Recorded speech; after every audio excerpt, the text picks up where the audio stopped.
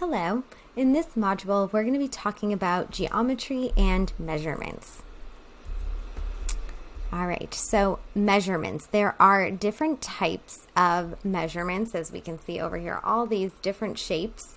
So first we have a quadrilateral. This is a closed two-dimensional geometric figure composed of exactly 4 straight sides. The sum of the interior angles of any quadrilateral is 360. So again, two-dimensional with composed of exactly 4 straight sides. So all of these, this is a quadrilateral, this is a quadrilateral, a lot of different quadrilaterals. A parallelogram is a quadrilateral that has exactly 2 pairs of opposite parallel sides. The sides that are parallel are also congruent. The opposite interior angles are always congruent, and the consecutive interior angles are supplementary. The diagonals of the parallelogram bisect each other. Each diagonal divides the parallelogram into 2 congruent triangles. So you can see that if you drew a line right here through the center, you would get 2 congruent triangles. And you don't need to remember all of these definitions. There's a lot of words, really long, but I just want to go over the different shapes and things that you might see. So then you also have a trapezoid, and traditionally a quadrilateral that has exactly 1 pair of parallel sides. Some math texts define trapezoid as a quadrilateral that has at least 1 pair of parallel sides. Because there are no rules governing the second pair of sides, there are no rules that apply to the properties of the diagonals of a trapezoid. So again, we see a trapezoid here. And we can also see a trapezoid up here. So, in different measurements. You don't need to have all these memorized, just nice to know. So a quadrilateral whose diagonals bisect each other is a parallelogram, and a quadrilateral whose opposite sides are parallel, 2 pairs of parallel sides, is a parallelogram. So we can kind of see here, right? Parallelogram. These sides are parallel. So if you run them straight, they're never going to intersect. And same with these sides, where these ones are not, right? If you run these straight, they're gonna hit each other. So this is a parallelogram. This could be a parallelogram, but it has 4 sides. So a parallelogram has 2 pairs of parallel sides. You can see the 2 pairs here, 2 pairs here, but yeah, parallelogram. So yeah, just some information to know. A rectangle is a parallelogram with 4 right angles. All rectangles are parallelograms, but not all parallelograms are rectangles. The diagonals of a rectangle are congruent. A parallelogram that has a right angle is a rectangle. Consecutive angles of a parallelogram are supplementary. Therefore, if there is 1 right angle in a parallelogram, there are 4 right angles in that parallelogram. So you can see here a rectangle, right? We have that 90-degree angle, but this parallelogram does not have a 90-degree angle, right? Because this angle is not, if it was going to be that, it would kind of go this way. So yes, that is the difference between a rectangle and a parallelogram. Well, yeah, because a rectangle is a parallelogram, but a parallelogram is not necessarily a rectangle. So a rhombus is a parallelogram with 4 congruent sides. All rhombuses are parallelograms, but not all parallelograms are rhombuses. The diagonals of a rhombus are perpendicular to each other. So a rhombus is down here. You can see a quadrilateral whose diagonals are perpendicular bisectors of each other is a rhombus. A quadrilateral whose opposite side both pairs are parallel and congruent is a rhombus. So we can see these sides are parallel to each other, and we can see that the diagonals are perpendicular. So a square is a parallelogram with 4 right angles and 4 congruent sides. So congruent sides mean they're all the same length. All squares are also parallelograms, rhombuses, and rectangles. The diagonals of a square are congruent and perpendicular to each other. A rhombus with one right angle is a square. Because the rhombus is a special form of a parallelogram, the rules about the angles of a parallelogram also apply to a rhombus. So again, you don't need to know all of these congruent sides, and they're not going to be like, tell us the difference between a quadrilateral and a parallelogram, but it is just good information to know, especially because we're getting into geometry and measuring angles and measuring areas and things like that. So the circle. So the center is a single point inside the circle. So we see our point. The radius is a line segment that joins the center of the circle and any other point on the circle. So we can see here, takes the point to the outside. This is the radius, but if we drew a line from here to here, that would also be a radius. Here to here, also a radius. The diameter is, all radii of the circle are equal. So this distance here to here is the same as here to here, the same to here to there, it's all equal. The diameter is a line segment that passes through the center of the circle and has both endpoints on the circle. So the diameter goes like this. It could also go this way. It could go this way. The diameter is exactly twice as long as the radius. And the circumference goes all the way around the circle. So the circumference all the way around the circle divided by the diameter equals pi, and pi equals 3.14159. It goes on and on and on and on and on, but really you just need to know 3.14. All right, so in a circle, an arc is a portion of the circle or set of points between and includes 2 points on the circle. So an arc does not contain any points inside the circle. So we can see this blue line here is an arc, right? There's no points inside the circle, but it is a portion of the circle or set of points that include points on the circle. When a segment is drawn from an endpoint of an arc to the center of the circle, a sector is formed. So this whole internal area is the sector. A central angle is an angle whose vertex is the center point. So we can see right here, this green, this is our angle, this is our vertex, and a semicircle is an arc whose endpoints are the endpoints of the diameter of the circle, and a semicircle is exactly half the circle. So this is not a semicircle, right, because it needs to have the diameter.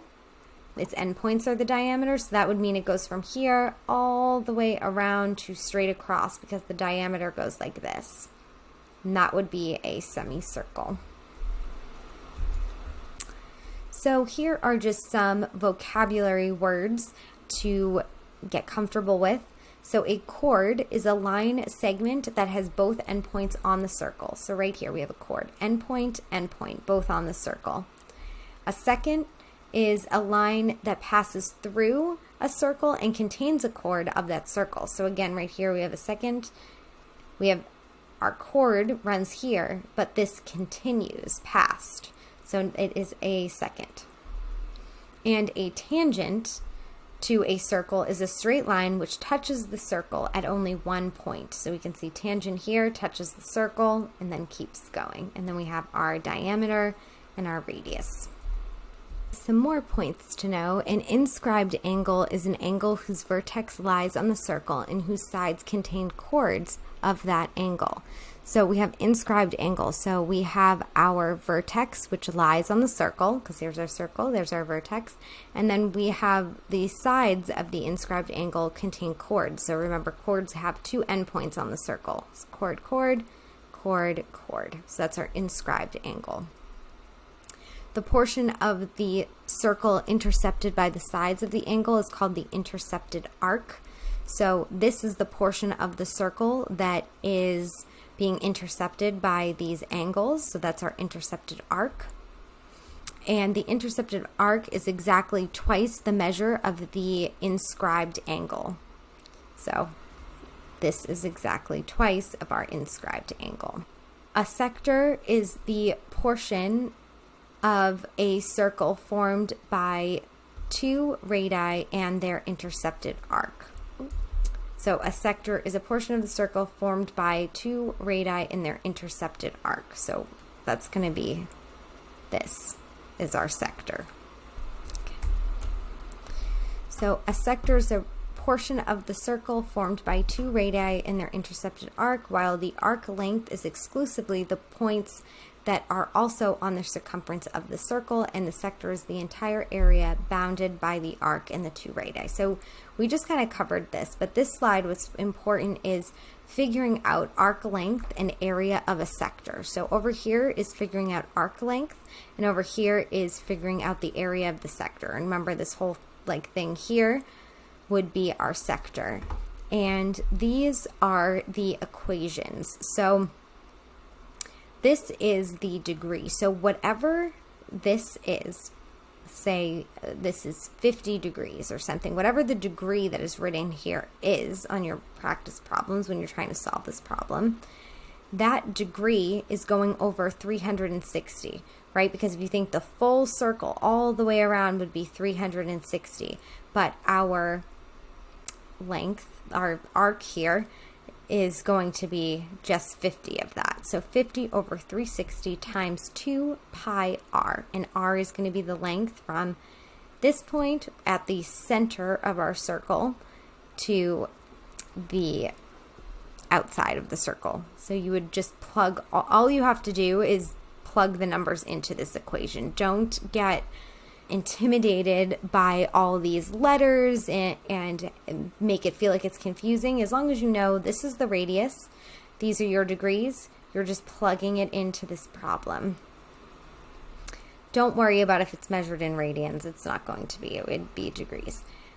If you are looking for the area of the sector, so you want to find this whole area, you're doing very similar. You're taking your degrees over 360 and you're multiplying it by pi r squared. So remember, if something's squared, it would be r times r. So whatever this radius is times itself, and you'll figure that out. And again, don't worry about radians.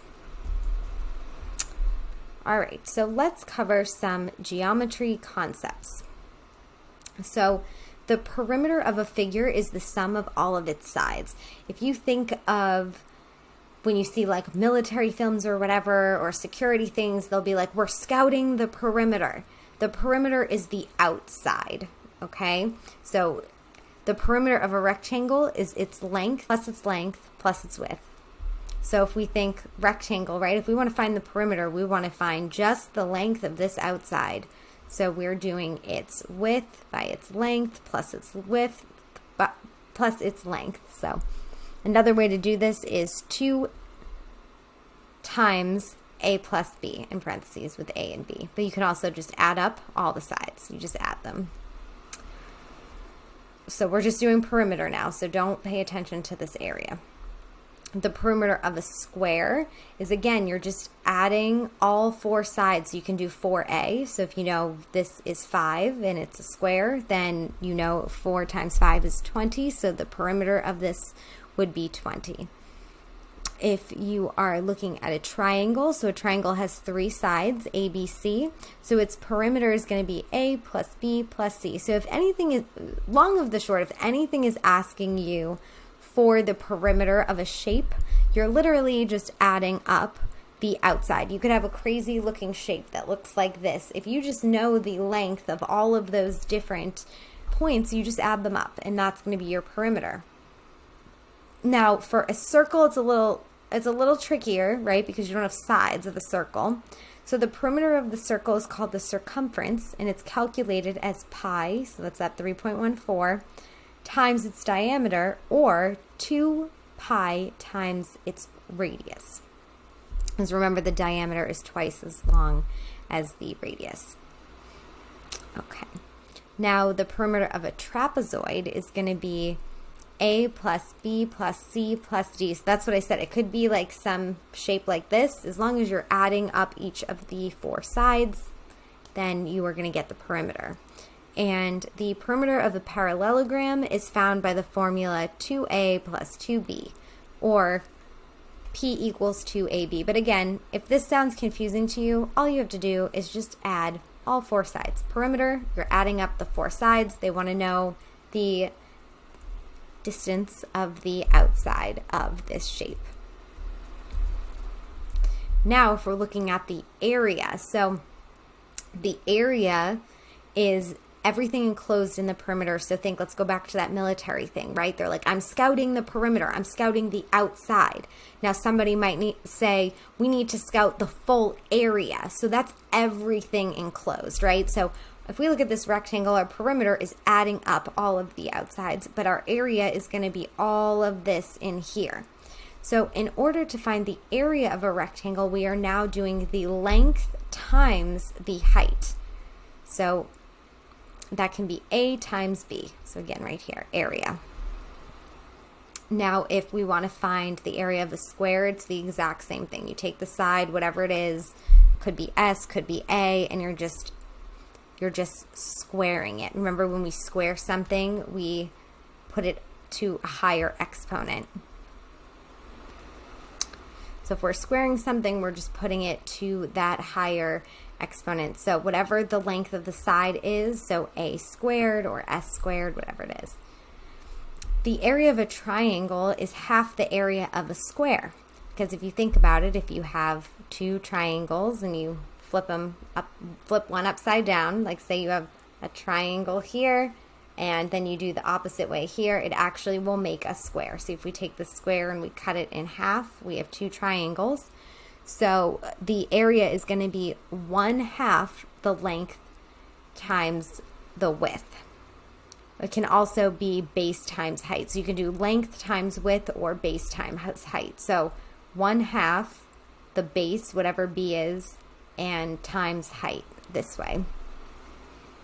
So the area of a parallelogram is the base times the height, and the area of a trapezoid is A equals 1/2 the height times B1 plus B2, where B is the length of the base and H is the height. And the area of a circle is pi r squared. So right here. All right, so now let's look at a trapezoid. Move myself over. So looking at the trapezoid, we can see some figures may be made up of several shapes, such as rectangles and triangles.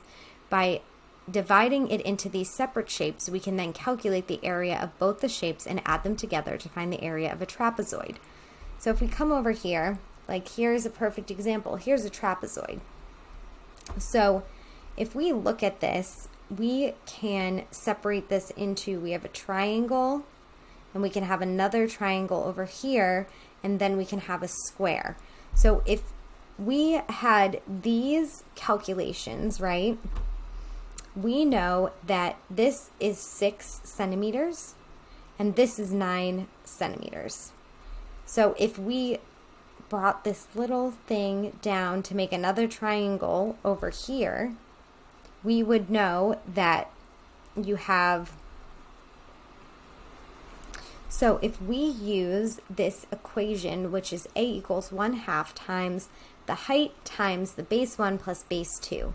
So we can take 1/2 times the height is 6 centimeters times base 1 plus base 2, and that's going to give us 45 centimeters. So if you can just remember that equation when you have a trapezoid, that is how you would solve it. A little bit trickier, but these are just some of the more advanced concepts to remember for the ATI T7 math section. All right, so let's talk about surface area and volume. So surface area of any prism is the sum of the areas of both bases and all sides. It can be calculated as the surface area equals 2 times the base plus the perimeter of the base times the height. So you can see whatever, so we don't have any numbers, but if you were going to find the perimeter of the base, we remember that the perimeter is the length of the outside. So you would find the perimeter of the base, right? And that would be your P, and you would multiply that times the height, and then you would add that to 2B. So that would be the area of the base. So you find the perimeter, but then you also find the internal area of the base. And you just plug it into that problem. So there's a lot of steps, right? If we wanted to find the surface area, you actually have to find the perimeter. You have to find, well, the perimeter of the base, the area of the base, and then you have to know the height, and then you kind of put it together to get your answer. Now, the volume of any prism is found with the formula volume equals base times height. So that's a little easier. So the base is the area of the base. So again, we're finding the area. Now, in this situation, this base is a triangle.